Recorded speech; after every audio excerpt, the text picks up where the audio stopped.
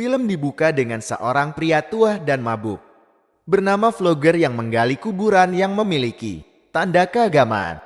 Dia sepertinya sedang melakukan semacam ritual. Setelah beberapa saat, vlogger berhasil mengambil tengkorak seseorang dari kubur yang tiba-tiba mengeluarkan asap putih dan menjatuhkannya kembali. Saat dia bangun dari tanah, vlogger tertawa, seolah misinya telah selesai. Adegan kemudian beralih ke seorang remaja bernama Kelly yang sedang berbelanja di sebuah toko serba ada. Di sini, kita mengetahui bahwa Kelly memiliki kebiasaan mengunyah kertas dan karena itu, teman-teman sekelasnya memanggilnya tempat sampah untuk menindasnya. Saat dia memeriksa barang-barangnya, dia bertemu teman masa kecilnya dan kekasihnya, Dominique, tapi ragu untuk berbicara dengannya. Di luar toko, Kelly dihadapkan oleh pengganggu sekolahnya, Nelson, Tony, Rick, dan Brad. Mereka mengolok-oloknya karena memakan benda aneh seperti kertas dan styrofoam. Saat mereka mengganggunya, Dominique turun tangan dan mendesak mereka untuk berhenti. Hal ini membuat para pengganggu semakin marah dan mereka mendorong wajah Clay ke tempat sampah. Untungnya, pemilik toko turun tangan menghentikan para pengganggu dan mengusir mereka. Setelah ini, Dominique menawarkan Kelly tumpangan ke sekolah. Namun temannya, Sarah, pemilik mobil tersebut, menolak mengizinkannya masuk dengan alasan dia tidak ingin mobilnya kotor. Dalam adegan berikutnya, Kelly sampai di sekolah dan menemukan bahwa para pengganggu telah merekam kejadian di toko dan menyebarkannya secara online. Saat dia berjalan melewati lorong, semua siswa mengolok-oloknya. Sepulang sekolah, Kelly kembali ke rumah dan ibunya, Bernice, menanyakan tentang harinya. Kelly tidak menyebutkan penindasan tersebut dan hanya menjawab bahwa Dominique berbicara dengannya untuk pertama kalinya. Mendengar hal tersebut, Bernice menjadi senang dan menyarankan agar dia mengajak Dominique berkencan. Sementara itu, seorang pria pribumi bernama Red Elk menemukan kuburan yang dihancurkan vlogger sebelumnya dan berdoa. Kemudian terungkap bahwa kekuatan rahasia tersembunyi di dalam kubur dan telah dicuri. Red Elk sangat sedih mengetahui hal ini karena sudah menjadi tanggung jawabnya untuk mengurusnya. Keesokan paginya, Kelly jatuh sakit karena banyak mengonsumsi kertas dan styrofoam. Bernice segera memanggil dokter keluarga dan dokter keluarga menyarankan menemui psikolog untuk gangguan makan Kelly. Dia juga mengisyaratkan bahwa Kelly mungkin bertingkah tidak normal karena tidak ada laki-laki di rumah. Namun kenyataannya, dokter tersebut menyukai Bernice dan dia hanya ingin mantap-mantap dengan Bernice. Pada hari yang sama, vlogger ditampilkan di kota, mengaku memiliki kekuatan untuk menyembuhkan orang.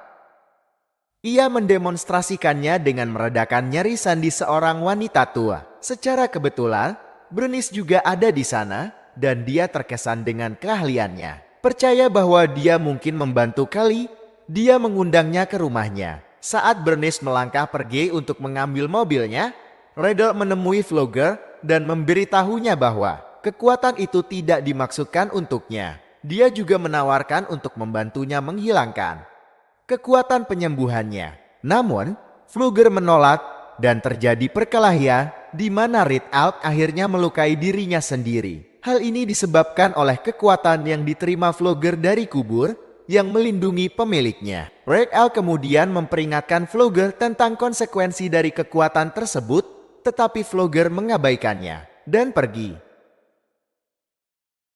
Setelah beberapa saat, vlogger mencapai rumah Bernice dan ketika dia mencoba menyembuhkan Kelly, dia merasakan sakit yang aneh dan dengan cepat menarik tangannya. Dia kemudian minta diri ke kamar mandi dan mengonsumsi obat khusus sebelum mencoba lagi. Sayangnya, ketika dia mencoba lagi, dia secara tidak sengaja membakar dada Kelly dengan rokoknya dan terjatuh ke lantai, tewas di tempat.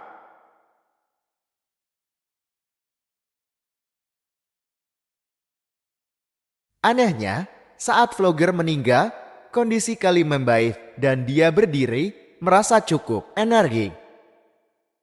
Tak lama kemudian, polisi tiba di lokasi kejadian dan mengambil jenazah vlogger. Mereka menyimpulkan bahwa lelaki tua itu meninggal karena serangan jantung.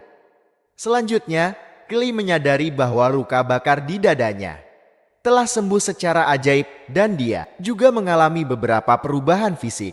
Menjadi jelas bahwa kekuatan penyembuhan vlogger telah ditransfer ke Kelly. Keesokan harinya, Kelly secara tidak sengaja melukai jarinya saat memperbaiki sepedanya. Namun sesuatu yang menakjubkan terjadi, lukanya sembuh dengan sendirinya dan langsung hilang. Dia mencoba memberitahu ibunya tentang hal itu, tetapi ibunya tidak mempercayainya.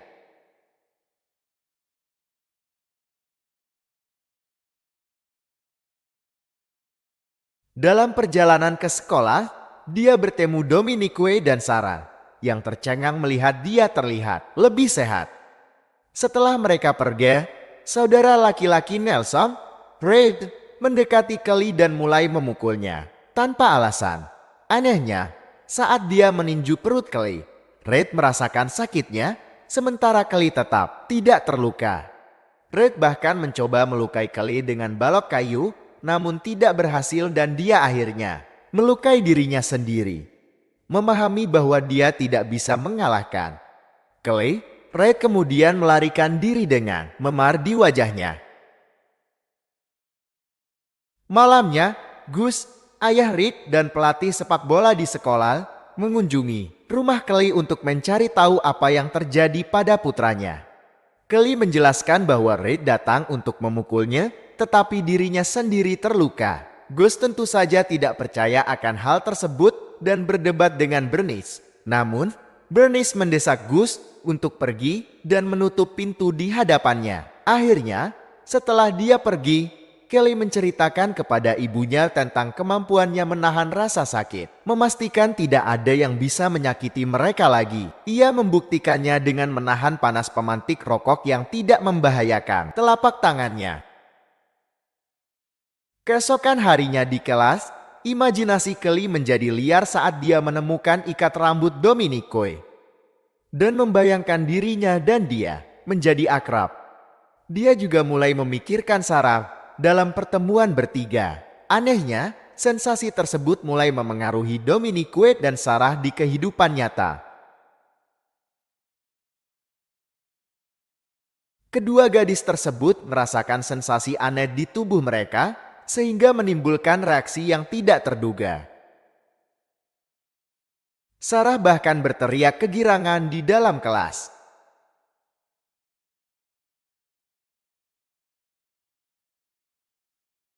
Kemudian, di pesta malam, Nelson berperilaku tidak pantas dengan menjemput Dominique tanpa persetujuannya. Hal ini membuat Kelly marah.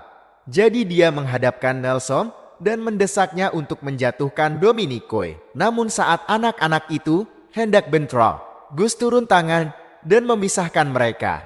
Dia kemudian menghadapi Kelly dan menyebutkan bahwa suatu hari dia pasti akan mengetahui kekuatan yang dimilikinya dan menghancurkannya. Setelah pesta selesai, saat semua orang dalam perjalanan pulang, Brad dan teman-temannya bertemu dengan Kelly yang sedang mengendarai sepedanya. Karena kejadian sebelumnya, mereka masih marah dan berusaha mendorongnya keluar jalan dengan mobilnya. Sayangnya, Brad kehilangan kendali dan menabrak Kelly dengan mobil, menabraknya.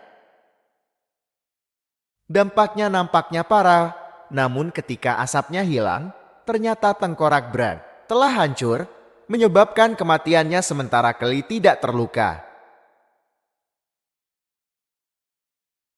Tak lama kemudian, kerumunan berkumpul dan Kelly diam-diam menjelaskan situasinya kepada Dominique, termasuk kemampuannya yang luar biasa.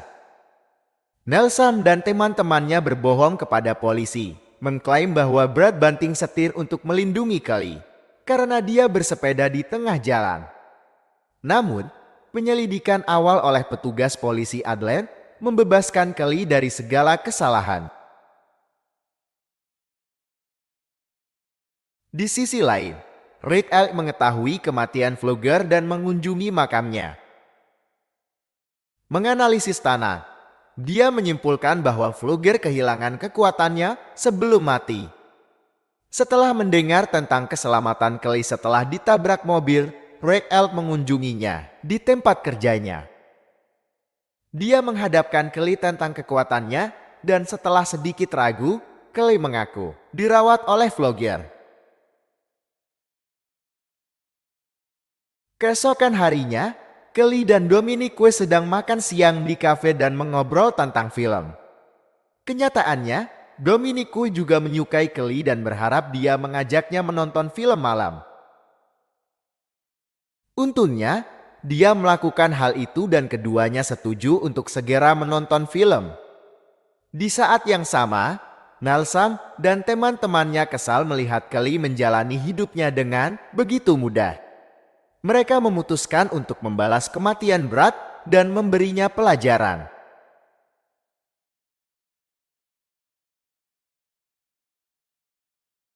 Malam harinya, setelah mengetahui jadwal Kelly dan Bernice, Nelson dan teman-temannya menunggu Bernice berangkat untuk shift malamnya. Namun, dia jatuh sakit dan memutuskan untuk melewatkan shiftnya. Melihat ibunya tidak sehat, Kelly memintanya untuk beristirahat dan pergi ke kota untuk membeli obat untuknya.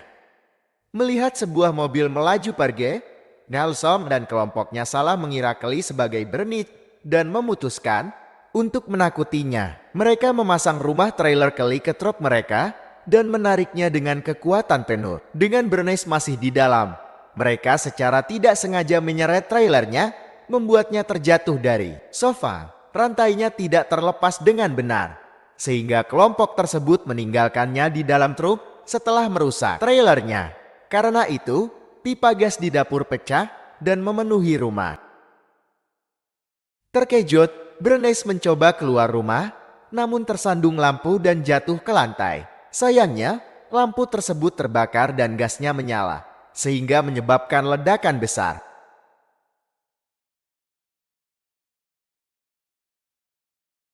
Setelah beberapa saat, Kelly tiba di tempat kejadian dan bergegas masuk ke trailer untuk menyelamatkan ibunya. Tragisnya, dia terlambat karena Bernice telah meninggal dunia.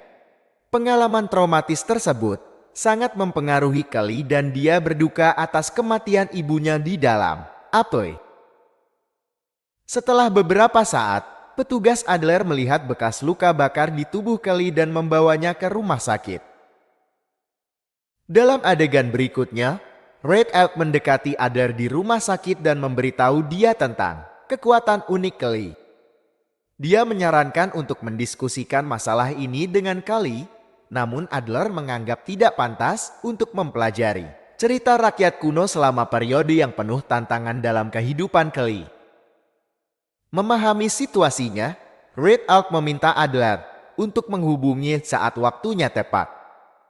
Keesokan harinya, setelah secara ajaib menyembuhkan bekas luka bakarnya, Kelly langsung pergi ke pemakaman ibunya, di mana dia didukung oleh Dominique.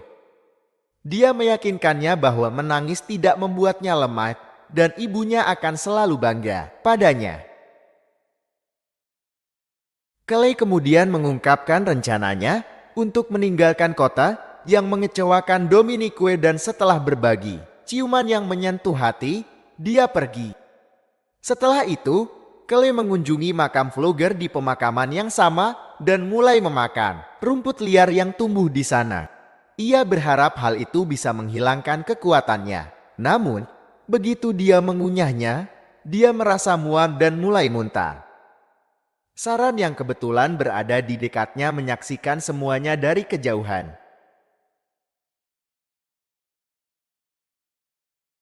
Kemudian, petugas Adler mengantar Kelly ke layanan sosial dan mendiskusikan kecelakaan ibunya dengannya.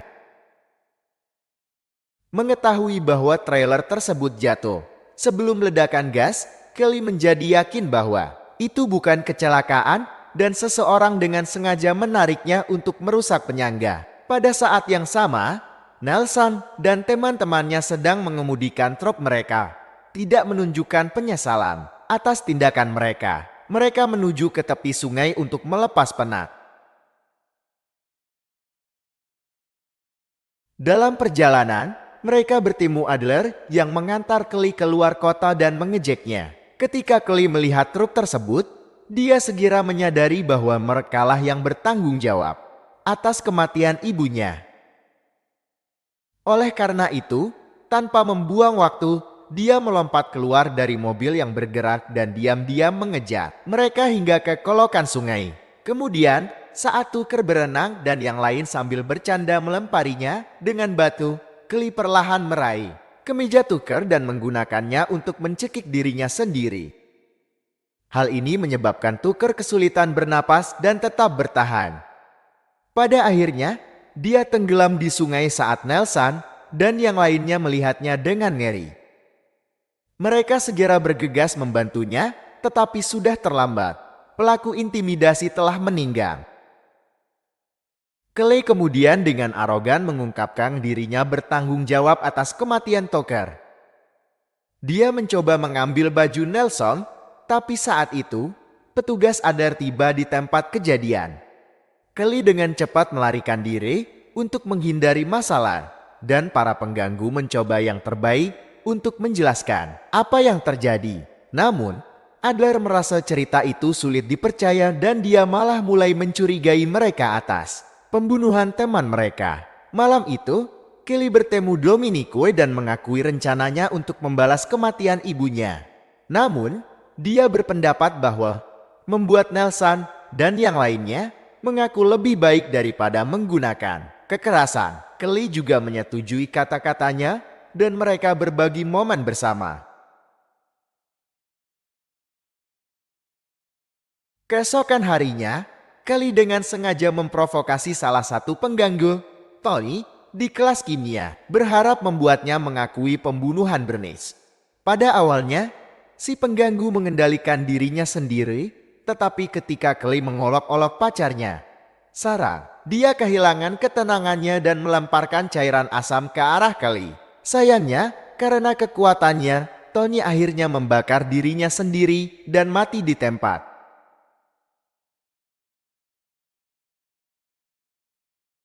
Menyaksikan semua ini, Dominique menjadi marah pada Kelly, memaksanya pergi. Di malam hari, Sarah yang berduka bertemu Nelson, dan mereka bersekongkol untuk membalas kematian Tony.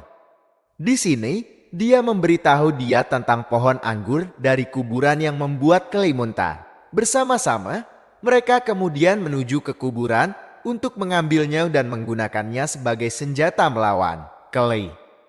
Keesokan harinya, Gus membawa putra-putranya ke latihan sepak bola, di mana Adler memperhatikan rantai yang digunakan oleh para pengganggu di truk Gus. Dia mempertanyakan Nelson dan Red tentang hal itu, tetapi mereka menyangkal memiliki informasi.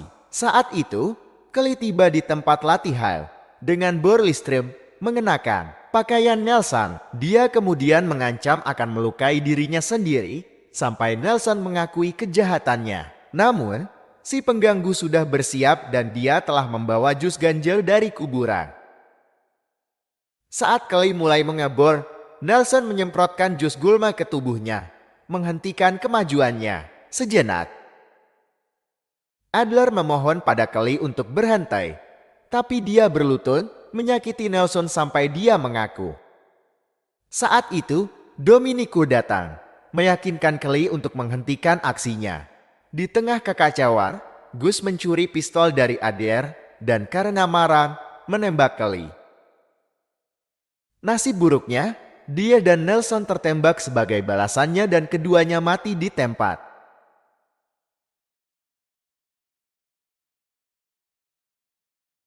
Setelah kejadian tersebut, Dominique meyakinkan Kelly untuk menyerahkan kekuatannya dan kembali normal. Adler juga memutuskan untuk membantu Kelly dan membawa mereka serta Red Elk ke pemakaman Flogger, tempat ritual dilakukan. Mereka menggali kuburan kuno dan Red Elk menyebutkan bahwa Kelly harus mati untuk melepaskan kekuatannya. Mendengar ini, Kelly mencoba melarikan diri, namun seorang petugas polisi menembaknya tanpa sengaja. Menembak Dominique dan dirinya sendiri juga. Terluka parah, Kelly mencium Dominique sebelum dia meninggal. Dia kemudian memakan jantung Vlogger yang sudah mati untuk mengakhiri kekuatannya. Setelah itu, Adler menembak Kelly dan membunuhnya. Dalam adegan terakhir, petugas polisi membawa mayat Dominique dan Kelly di dalam mobil van. Tiba-tiba, dalam perjalanan, Dominique terbangun mengungkapkan bahwa dia kini telah memiliki kekuatan penyembuhan Kelly.